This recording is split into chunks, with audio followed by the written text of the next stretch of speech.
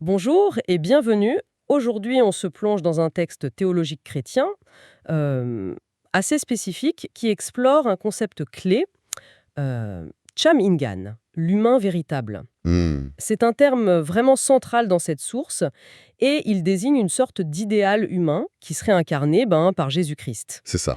Lui qui est présenté sous une double casquette, divin, la deuxième personne de la Trinité, JV Hananim, Oui, et en même temps, et c'est ça qui nous intéresse, pleinement humain, appelé le dernier Adam, Majimara Adam. exactement. Et l'objectif aujourd'hui, c'est un peu décortiquer comment ce texte-là, précisément, voit cette humanité de Jésus. Quelle mission il lui donne, et puis, surtout, qu'est-ce que ça implique pour les croyants, toujours selon cette source, hein. D'accord. On va essayer de comprendre comment le divin et l'humain peuvent cohabiter comme ça, en une seule personne, d'après ce texte. Cette idée de Dieu qui se fait homme, le texte y pose d'emblée que la deuxième personne de Dieu est devenue le dernier Adam. Jehiwi Hananim Kezo Majimak Adami Dweshosta. Ça implique quoi concrètement dans cette vision? Concrètement, ça veut dire une incarnation totale. Vraiment totale. La source insiste beaucoup là-dessus. Cette figure divine a pris une forme humaine complète, un corps physique. Hum. Et le texte, il marche pas ses mots, hein. Il parle d'un corbe mort, Tugumemomim, et même d'une chair maudite, Choju Badon Yukche. Chair maudite, c'est fort comme expression. Ah oui, ça frappe. C'est pas une humanité glorifiée d'entrée de jeu, quoi.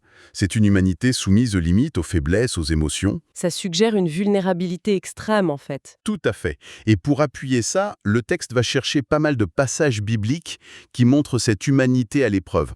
On pense à la détresse de Jésus à Gethsémani, son angoisse terrible décrite dans Marc ou Luc. Oui, quand sa sueur devient comme du sang. Voilà, c'est ça. L'Épître aux Hébreux aussi est souvent cité pour dire qu'il a partagé notre chair et notre sang, et puis qu'il a été tenté en toutes choses comme nous. D'accord. Même sa conception, hein, par l'Esprit Saint en Marie, c'est vu comme le moment où il entre dans cette condition humaine faillible. Bon, donc une humanité réelle, éprouvée, qui ressent la peur, la tristesse, l'angoisse, comme tout le monde en fait. C'est l'idée. Mais ça pose tout de suite une question énorme, surtout avec cette idée de chair maudite. Qu'est-ce qu'on fait du péché? Souvent on le voit comme collé à cette condition humaine. Ah bah oui, c'est le point crucial. Et c'est là que le texte avance une affirmation absolument capitale, presque. Le cœur du réacteur, si on veut. Ah oui, ouais. Malgré cette immersion totale dans l'humain et même l'expérience de la tentation, Jésus serait resté sans péché. Totalement sans péché. Complètement. Oui, la source est très très catégorique là-dessus. Elle s'appuie sur des passages comme 1 Pierre, Hébreux, Jean, 2 Corinthiens. L'enjeu, tel que c'est présenté là, il est cosmique. Un seul péché de sa part, et pouf, tout s'écroule. Comment ça? La création serait détruite, les commandements de Dieu seraient annulés, invalidés. Sa perfection morale, c'était pas une option, c'était une nécessité absolue dans cette logique. Donc il y a une distinction très claire qui est faite par le texte entre être tenté, ça oui, il l'a vécu, Oui, et succomber à la tentation. Péché, ça jamais. précisément. Le texte utilise l'expression « désir de la chair », yukche soyok. Ces tendances humaines qu'il aurait héritées, d'après la source, par sa nature humaine via Marie. D'accord. Il aurait ressenti ses désirs, ses tentations, mais, et c'est ça le point clé, il les aurait constamment maîtrisés, vaincus. La tentation elle-même, le désir, c'est pas ça le péché ici. C'est le fait d'y céder. Exactement. C'est le fait d'y céder qui est péché.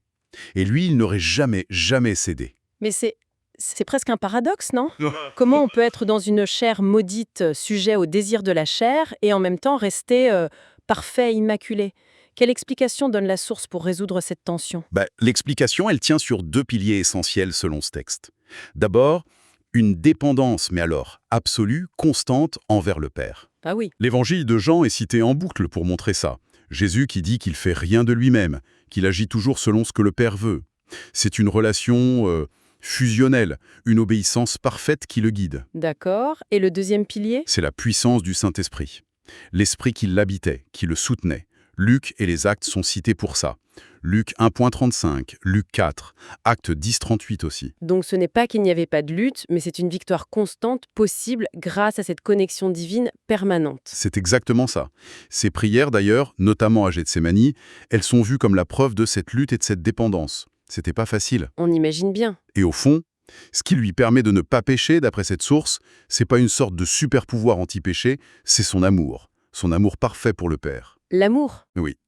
Le texte dit même que cet amour submerge, abtudanda, les désirs charnels. Et il y a cette phrase très forte qui résume tout. Ce n'est pas parce qu'il est impossible de pécher qu'il ne pêche pas. C'est parce qu'il aime qu'il ne peut pécher. Sarah Nitene, pomjalsu avungrosita. C'est parce qu'il aime qu'il ne peut pécher. Waouh! C'est une formulation puissante. Ça donne une autre couleur à cette absence de péché. Tout à fait. C'est l'amour comme moteur de l'obéissance parfaite. D'accord. Alors, si on accepte cette idée, humanité complète, mais sans faute, grâce à cet amour et cette dépendance, quel était le but de tout ça? Pourquoi Dieu devait-il passer par là, devenir cet humain véritable, ce dernier Adam? C'était quoi sa mission? La mission, elle est multiple, mais tous les aspects sont liés en fait. Le premier but, c'est simple. Servir de modèle, bonne, comme dit le texte. Un modèle. Oui, montrer qu'il est possible, même dans ce corps de mort, d'obéir aux commandements essentiels. Aimer Dieu, aimer son prochain.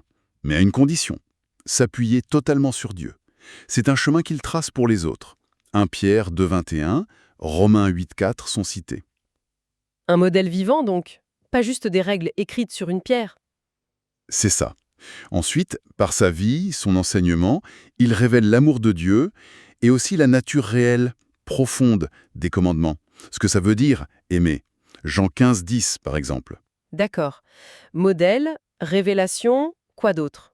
Un objectif majeur, vaincre Satan. Et le pouvoir de la mort qui, selon le texte, tenait l'humanité prisonnière. Hébreux 2, 14, 15. Il y a aussi la dimension de rédemption, bien sûr, kusok. Devenir le grand prêtre parfait, qui répare la relation, qui expie les péchés. Hébreux 2, 17. Racheter l'humanité? Oui.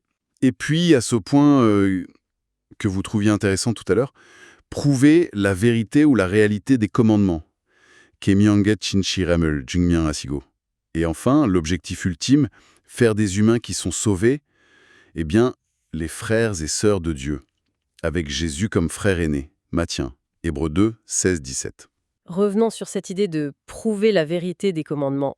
C'est un concept qui semble assez particulier à cette source, non? Ou en tout cas formulé comme ça. Pourquoi c'était si important de les prouver?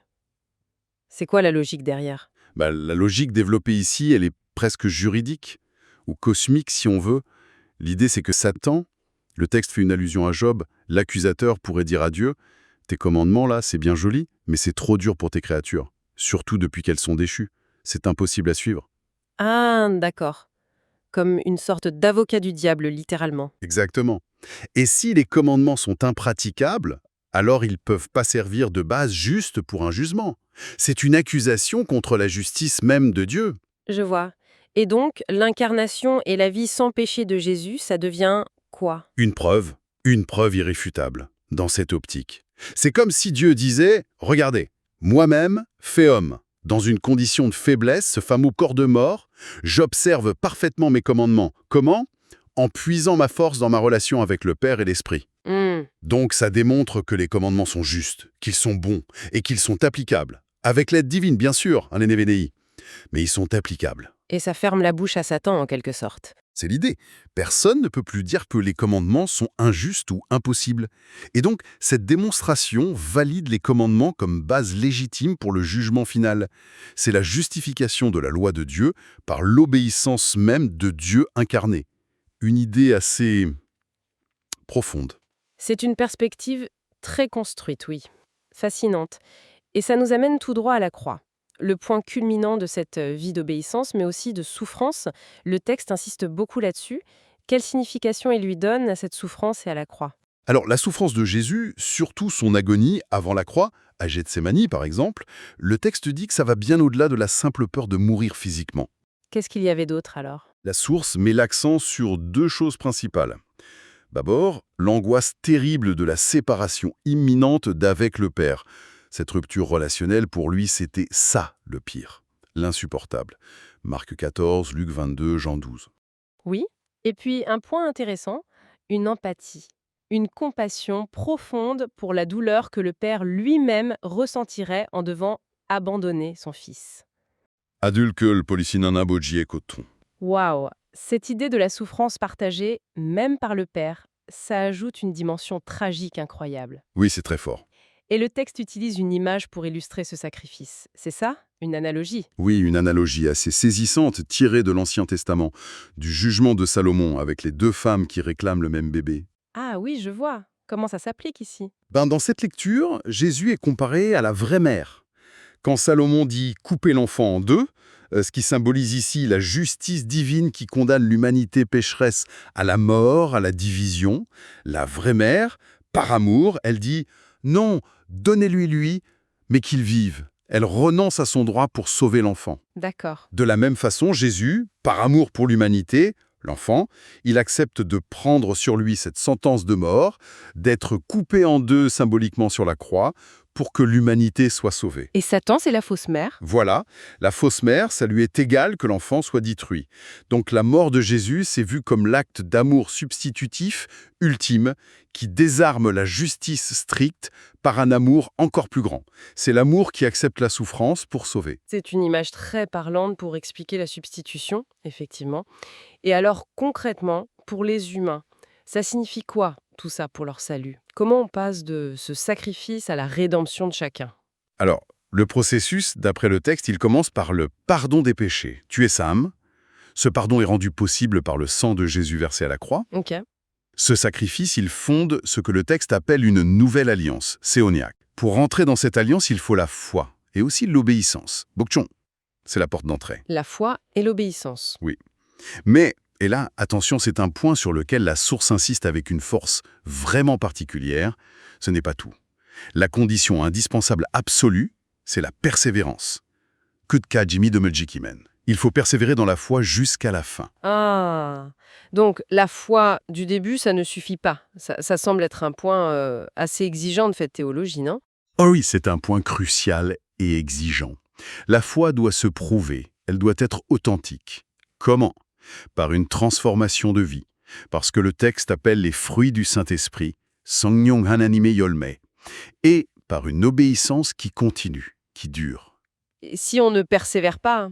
Alors ceux qui abandonnent en cours de route ou dont la foi n'était qu'en surface, seulement des lèvres, dit le texte parfois, eh bien, ils sont considérés comme ayant brisé l'alliance. Onyagel Ketrinja. Et donc? Et donc, ils perdent le bénéfice du salut qu'ils avaient reçu au début. Et ils devront faire face au jugement dernier, le fameux jugement du grand trône blanc, Pekpoisa des Chimpan, avec le risque de la condamnation finale dans l'étang de feu, Boulmout. C'est assez radical comme vision. Le pardon initial, c'est juste le début? C'est exactement ça. Le pardon initial, c'est le commencement du salut, Kuonoi Shijag. Ce n'est pas sa garantie finale et inconditionnelle, Kuonoi Kyolgwa. L'obéissance qui persévère, c'est ça la preuve que la foi est réelle. Cette insistance sur la persévérance comme condition du salut final, c'est effectivement très, très marqué. Bon, après la mort sur la croix, il y a la résurrection. Quel rôle elle joue dans tout ce grand schéma? Alors la résurrection de Jésus, elle est présentée comme les prémices, Chodyolme, le premier fruit d'une récolte qui va suivre. La récolte des croyants. Oui, sa résurrection, c'est à la fois la garantie et le modèle de la résurrection future des croyants, des sondos. C'est la validation ultime de sa victoire sur le péché et sur la mort. Et ça valide aussi les commandements. Exactement. Ça revient à ce qu'on disait. Sa résurrection confirme de manière définitive la vérité des commandements et leur statut de base juste pour le jugement final, le Bekboja Teshingpan. C'est la preuve finale que le chemin qu'il a montré est le bon chemin, le chemin de la vie. Et il y a aussi cette mention un peu particulière d'une première résurrection, c'est ça? Oui, le texte en parle. Une première résurrection, Ilcheboal, qu'il qualifie de meilleure résurrection. Et elle serait réservée spécifiquement aux martyrs, les Sungyo-Chingin. Aux martyrs. Oui. Pourquoi eux? Parce que leur sacrifice, le fait de témoigner de leur foi jusqu'à la mort, c'est vu comme la preuve ultime, la plus éclatante que oui, les commandements de Dieu peuvent être gardés par des humains. Avec la grâce de Dieu, évidemment. Même au péril de leur vie. Ils incarnent cette persévérance dont on parlait, mais jusqu'au bout du bout. D'accord. C'est une récompense spéciale pour un témoignage extrême. Et alors, quel est l'aboutissement final de tout ce processus voyant? Le grand dénouement que cette source envisage? L'objectif final, le but ultime, c'est que Jésus, une fois qu'il a tout vaincu, le péché, la mort, Satan, il reçoit toute la création en héritage. Pizoker sangsuk badusinda. Il devient le maître de tout. C'est ça. Il prend place sur le trône, il juge, il élimine définitivement le péché et la mort de tout l'univers. Et c'est seulement là que l'œuvre de création que Dieu avait commencée au début atteint sa perfection. 창조는 완성된다. La création est enfin achevée, purifiée. Et ensuite, Une fois cette création parfaite achevée, il la présente au Père. Et le texte ajoute une petite touche spéculative. L'auteur le dit lui-même, "Na는 chuchukranda", je suppose. une hypothèse donc. Oui, l'hypothèse, c'est qu'une fois que sa mission de rédemption est totalement accomplie, le Fils pourrait peut-être retourner à son état d'avant l'incarnation, retrouver sa pleine égalité au sein de la Trinité, son travail étant terminé. Mais ça, c'est présenté comme une supposition. C'est une boucle complète, d'une certaine manière. Si on essaye de synthétiser un peu tout ce parcours, qui est dense, ce texte nous dépeint Jésus comme cet humain véritable, Chamingan, le dernier Adam, Majima Kadam, Mhm. à la fois divin, mais aussi authentiquement humain, au point d'hériter d'un corps de mort. Sa vie sans péché, qui est rendue possible par sa dépendance totale à Dieu et à l'Esprit, elle sert de modèle, et aussi de façon assez unique, de validation cosmique des commandements de Dieu. C'est tout à fait ça. Et son sacrifice sur la croix, c'est pas juste pour racheter, c'est aussi la preuve ultime de cet amour qui dépasse la justice stricte. Sa résurrection, elle confirme sa victoire, elle garantit la vie éternelle. Mais Mais, et c'est le gros mais de ce texte, cette vie éternelle, elle est conditionnée par une foi qui persévère, une foi obéissante jusqu'au bout, une foi qui doit se voir dans une vie transformée. ce qui ressort très fort, finalement, c'est cette interaction constante, ce trio amour, loi, les commandements et obéissance, avec la grâce divine qui permet tout ça, bien sûr. Oui, L'amour est présenté comme ce qui rend l'obéissance possible et même désirable. Et l'obéissance qui dure, c'est la preuve de la foi, qui, elle, reçoit la grâce du salut final. C'est ça. oui, c'est exactement ça. C'est une théologie qui met vraiment l'accent sur une réponse humaine active, continue, à l'initiative de Dieu. L'amour de Dieu, qui s'est montré en Jésus, appelle un amour en retour. Et cet amour en retour, il se traduit par l'obéissance aux commandements. Des commandements qui ont été prouvés justes et bons par Jésus lui-même. C'est dans cette dynamique que s'accomplirait le libre arbitre humain et que se réaliserait l'union finale avec Dieu, selon cette source. C'est une vision très cohérente dans sa propre logique, on ne peut pas le nier. Mais indéniablement exigeante. Tout à fait. Très exigeante. Et ça soulève forcément des questions sur la nature même de la foi. Est-ce que c'est d'abord une confiance qu'on donne au début, ou est-ce que c'est une endurance qu'on doit prouver sur la durée? Quelle est la part exacte de la grâce et de l'effort humain dans tout ce chemin? Et cette insistance sur le fait qu'on peut perdre le salut si on ne persévère pas, c'est un aspect qui interpelle particulièrement, je trouve. Comment cette perspective résonne face à notre expérience humaine, qui est faite aussi de faiblesses, de chutes, même quand on croit, même après une conversion. Voilà peut-être une piste de réflexion à garder avec soi après cette exploration.